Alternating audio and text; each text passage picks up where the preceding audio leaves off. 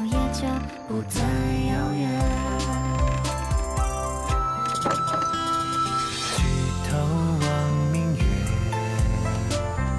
对影成双对，想要飞到天上的宫阙，两情相悦，缠缠绵绵，漫漫长夜，你在身边，相依偎，就是永远。甜蜜在泛黄中盘旋，坠落在你和我之间。你终于笑了。祝韩少君生日快乐！祝韩少君生日快乐！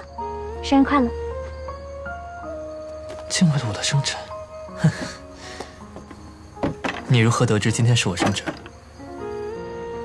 我不仅知道今天是你的生辰，我还知道你身高186， 75公斤，O 型血，喜欢黑色，不喜欢下雨天，最喜欢吃你母亲煮的清汤挂面，不喜欢吃姜。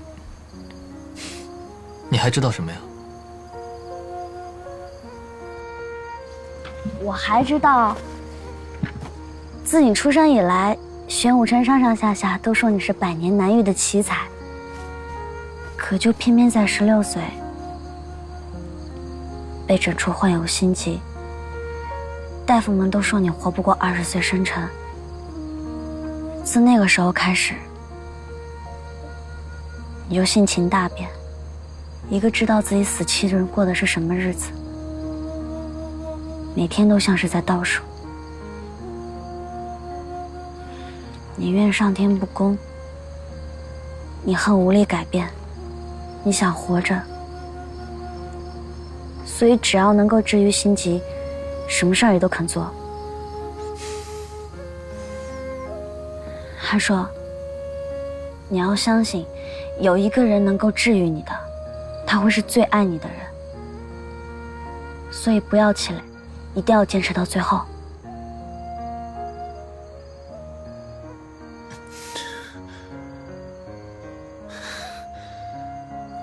所有人在得知我活不过20岁的时候，都劝我想开些，仿佛我已经是个死人。你居然相信我还有救？那是因为你还没有遇见我啊。怎么又是这个表情了？这几天总是愁眉不展的，像刚刚那样笑起来多好看啊！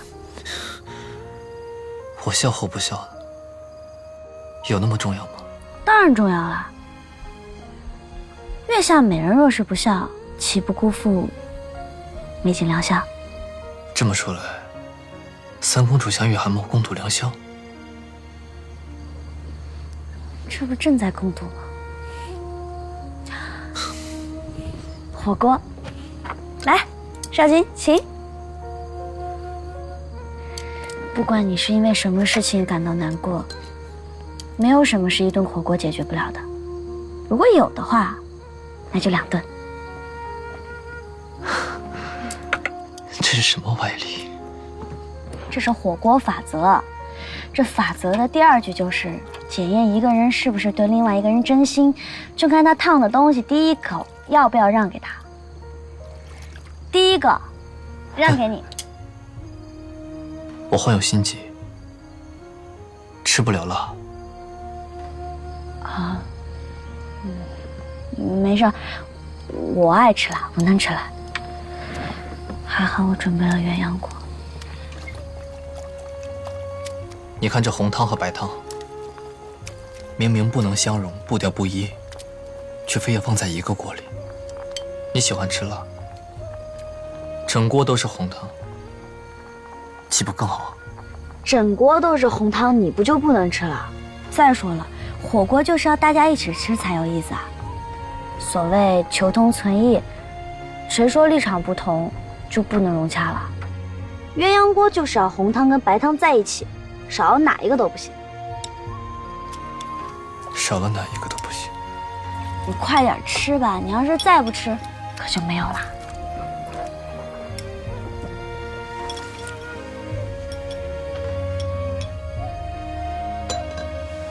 我知道了，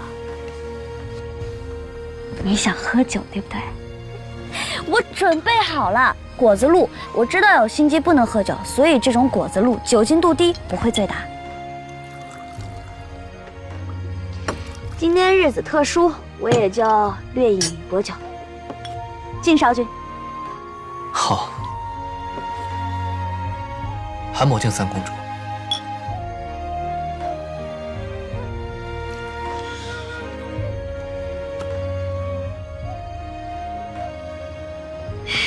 真是没想到，还能坐下来跟你好好喝一杯酒。来，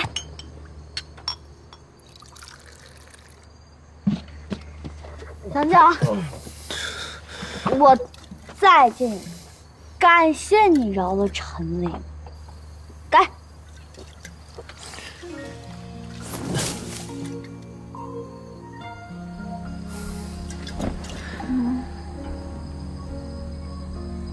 你放心，有我在，绝对不会看人去死的，一定会出现奇迹的。没有奇迹，我也会创造奇迹。其实我已经找到了治病的方法了，可我不想那么做。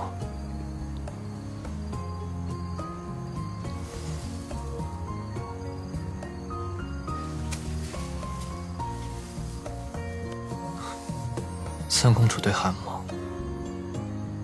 当真没有半点防备。